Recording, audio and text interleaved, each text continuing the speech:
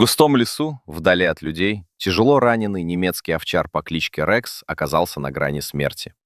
Когда-то он был служебной собакой элитного спасательного подразделения и вместе со своим проводником, сержантом Уокером, участвовал в опасных операциях. Во время одной из миссий отряд попал в засаду. Рекс до последнего защищал своего хозяина, но сам получил серьезные ранения и остался один среди дикой природы.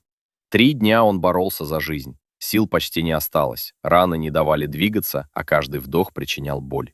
Когда надежда почти исчезла, из чащи появился старый волк. Его шерсть была покрыта шрамами, а взгляд выдавал долгие годы борьбы за выживание. Рекс ожидал нападения, однако произошло нечто неожиданное. Волк спокойно подошел и лег рядом, словно понимая состояние раненого пса. Он остался возле него на всю ночь, не позволяя другим хищникам приблизиться. На следующее утро волк поднялся и медленно пошел вперед, периодически оглядываясь. Казалось, он приглашал Рекса следовать за собой. Собрав остатки сил, овчар начал двигаться. Каждый метр давался с огромным трудом, но волк терпеливо ждал.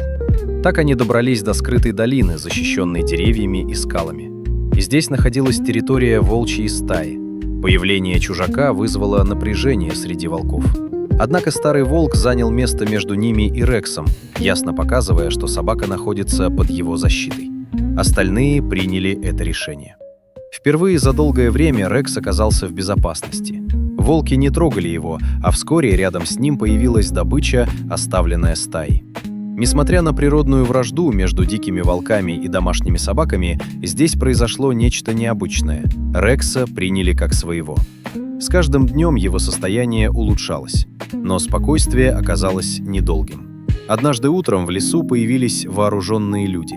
Это были сотрудники частной военной компании, связанные с той самой операцией, после которой Рекса оставили погибать.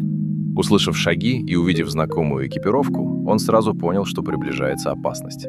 Рекс громко залаял, предупреждая стаю. Молодые волки скрылись среди деревьев, но старый волк остался рядом.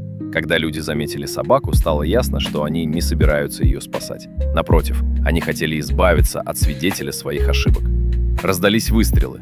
Несмотря на боль, Рекс отвлек преследователей на себя и тем самым дал волкам возможность уйти. В этот критический момент в лес прибыли рейнджеры и сотрудники службы охраны природы.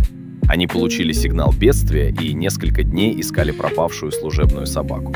Вооруженных преследователей задержали, а Рекса доставили в ветеринарный центр. Там о нем начал заботиться рейнджер Элли Кэмден.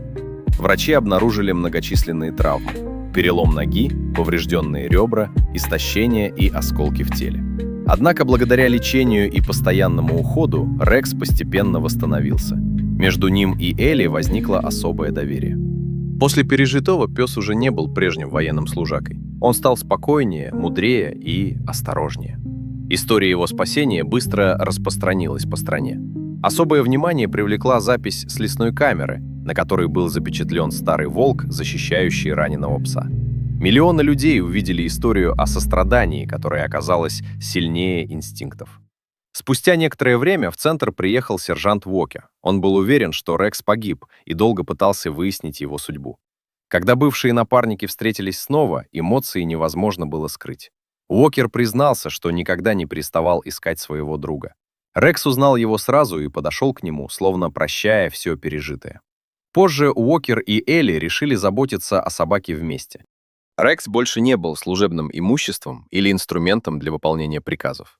Он стал символом преданности, силы духа и второго шанса.